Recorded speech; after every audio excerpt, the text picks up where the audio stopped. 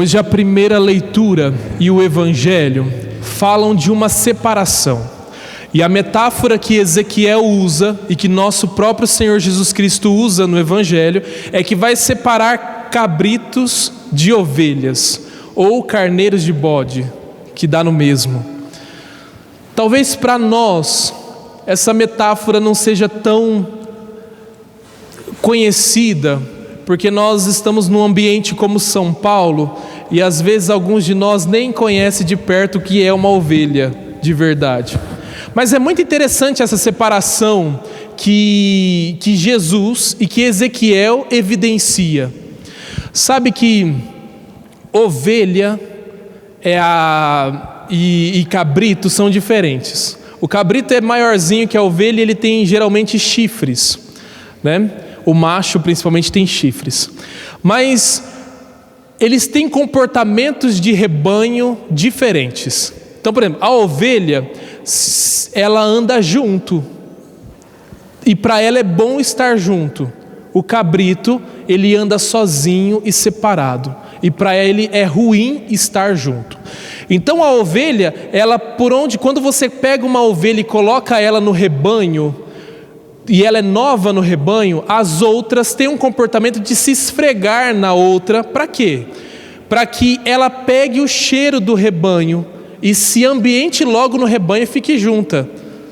O cabrito, pelo contrário, quando você coloca um novo junto deles, o instinto deles é de bater e de afastar e de tirar de perto. Se você coloca num pasto de ovelhas um coxo pequeno com ração, todas as ovelhas comerão juntas naquele coxo pequeno. Se você coloca num pasto de cabritos um coxo pequeno, somente um vai comer, o mais forte, porque ele vai bater nos outros e vai comer sozinho.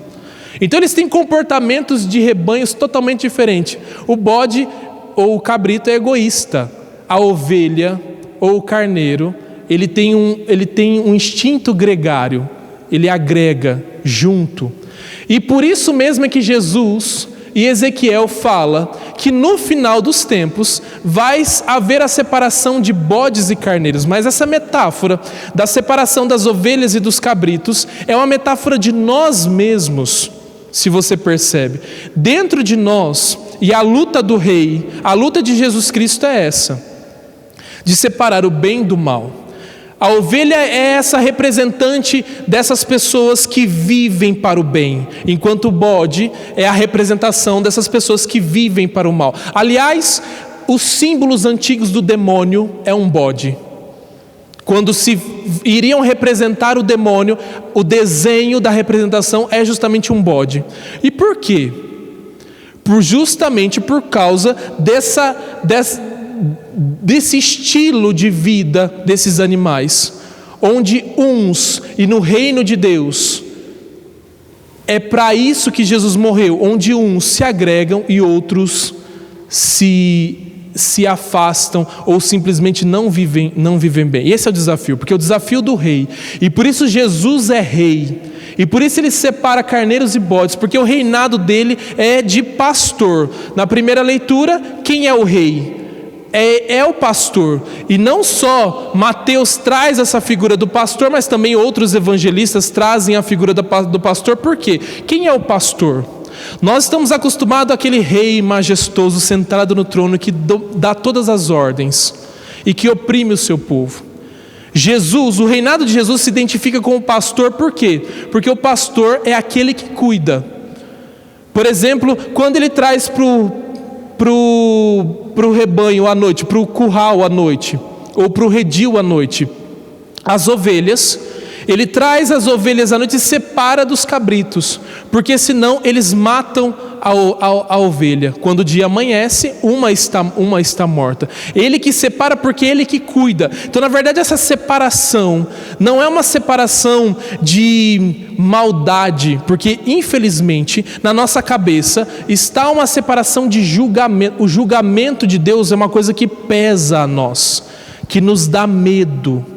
O fim dos tempos, e é isso que Mateus está nos dizendo hoje, é um julgamento, na verdade, de separação para o bem.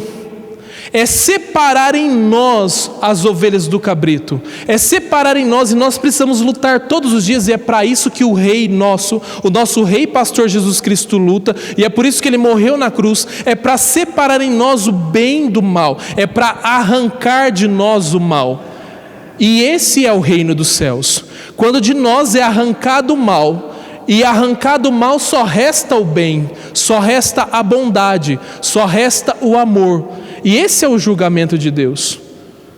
O julgamento de Deus e o final dos tempos, quando Deus voltará em sua glória, Ele voltará justamente para separar o bem do mal. E quando nós todos passaremos por isso, pelo julgamento individual e pelo julgamento final. E quando nós estivermos no julgamento final, esse é um tempo de festa e um tempo de alegria. É o tempo do Rei, é do Rei que venceu, e do Rei que venceu o mal dentro do nosso coração e da nossa vida, e que vence todos os dias o mal dentro de nós. E é isso que o Rei vem fazer, e esse é o seu objetivo. Nós hoje celebramos Cristo, Rei do Universo, porque Ele não é um Rei simplesmente que quer a glória e o poder, porque Ele não precisa querer, porque Ele já tem a glória e o poder. Mas é um Rei que trabalha, por isso Ele é um Rei pastor, que luta contra o mal e separa o mal em nós. E essa é a metáfora, por isso que nós somos ovelhas. Por isso que Jesus nos chama de ovelhas, porque nós precisamos cada vez mais viver de acordo com a necessidade do bem, a necessidade do outro, ter esse espírito em nós de ovelha, porque é isso que nos salva e exorciza o mal da nossa vida.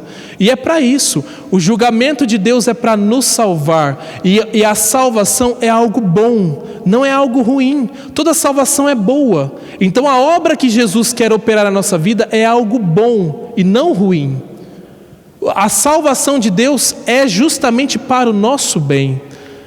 E nós precisamos todos os dias entrar dentro desse estilo e modo de viver, o modo de viver da ovelha, de ser um ser humano que vive de acordo com o ensinamento e a doutrina de nosso Senhor Jesus Cristo. Que Deus nos ajude a fazer isso todos os dias na nossa vida, que nós consigamos também em nós separar o bem do mal, porque é assim que Jesus reina na nossa vida, e é assim que Jesus reina no mundo. Quando o mal é vencido, Jesus reina, Ele é Rei e Rei do Universo. No instante de silêncio, peça que a graça de Deus te ajude a viver bem. Peça que a graça de Deus te ajude a sempre separar do teu coração o bem do mal, para que o bem prevaleça e vença, assim como o Rei Jesus vence em nós todo o mal.